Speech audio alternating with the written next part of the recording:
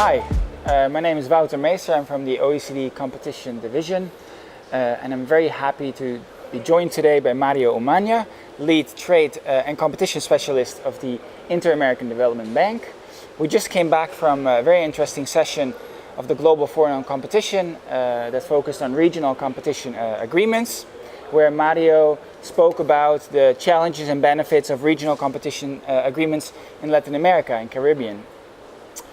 We are hoping that these regional competition agreements try to address some of the challenges that are posed by anti-competitive, cross-border anti-competitive practices.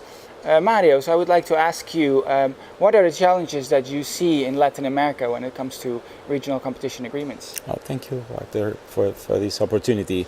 Indeed, we had a chance to discuss some of the major things that are going on in Latin America and the Caribbean. And Latin America and the Caribbean is a very special place in terms of deep integration agreements. There are 4 major agreements in place, as you know, and all of them with different issues and different problems. So what I tried to do was to address what I consider the 3 main topics in terms of the main issues going on. First topic has to do with institutions. Right.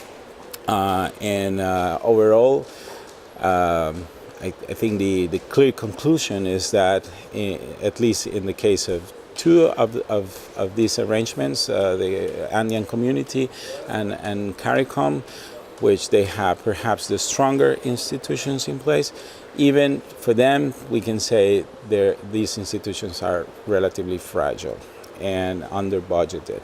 For the other 2, problems are even stronger in a way. Mercosur has just an intergovernmental body, what I would call a very light regional scheme. And the Central American Common Market is yet to have something.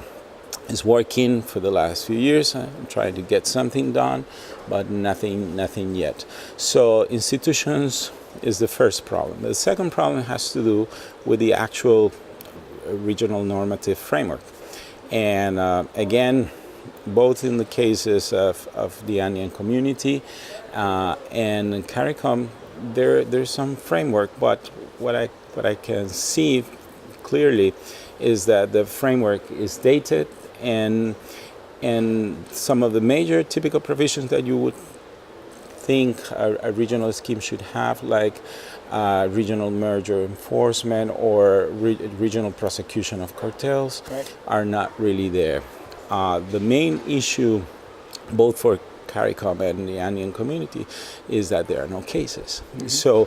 So many years in the making, but no cases. The Andean Community has few cases in the Andean Justice Regional Tribunal, but these are only what is called prejudicial opinions and not real actual enforcement cases, right? So something to think about in that regard. And the third major problem has to do with what I call the tensions in the system. And I see two levels of tensions. Tensions between the supranational authorities and the national authorities, and that's certainly the case of the Andean Community and in a way CARICOM as well.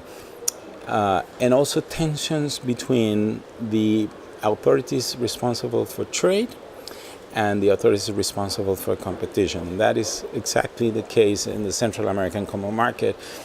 And one could say that is even the cause, that tension is even the cause of not being able to have a competition arrangement in place in Central America. So those are the 3 major issues that I discussed. Very interesting, Mario. So speaking about those 3 challenges, what do you see as possible steps forward to improve these regional competition agreements in the region? Well, there's not like a magic bullet, but I would say certainly there's a need to take a look at the frameworks again. the four major frameworks and see where there are opportunities to improve and to update those frameworks. And perhaps these regions, sub-regions, should take a look at the European model again, which can give them valuable lessons in terms of where to update, and certainly try to include things like merger control and prosecution of regional cartels, and especially with the issue of leniency that some of these jurisdictions are starting to implement and enforce, and so it would be a good idea to use the opportunity to update those frameworks. Second thing is you need to increase the budget. If you want to have a regional scheme, you should have some minimum staff and minimum resources in place, and that's certainly not the case.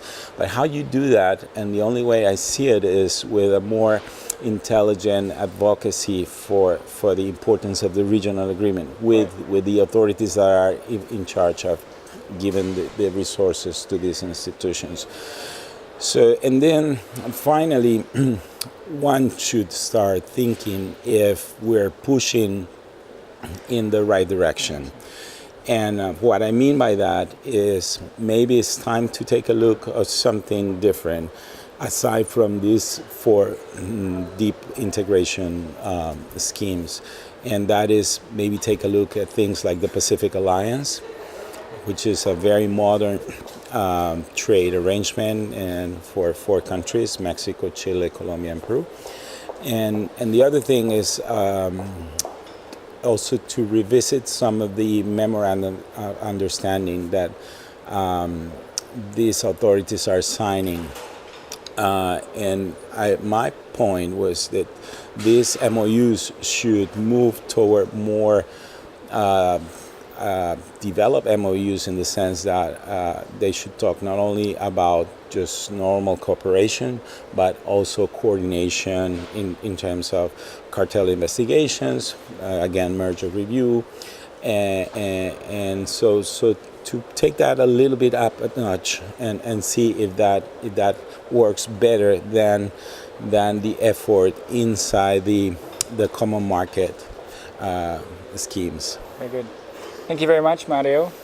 Let's hope that the countries and regions take some of your suggestions to increase the effectiveness of the regional competition agreements. So thank you again for being with us today, presenting, and thank you for watching.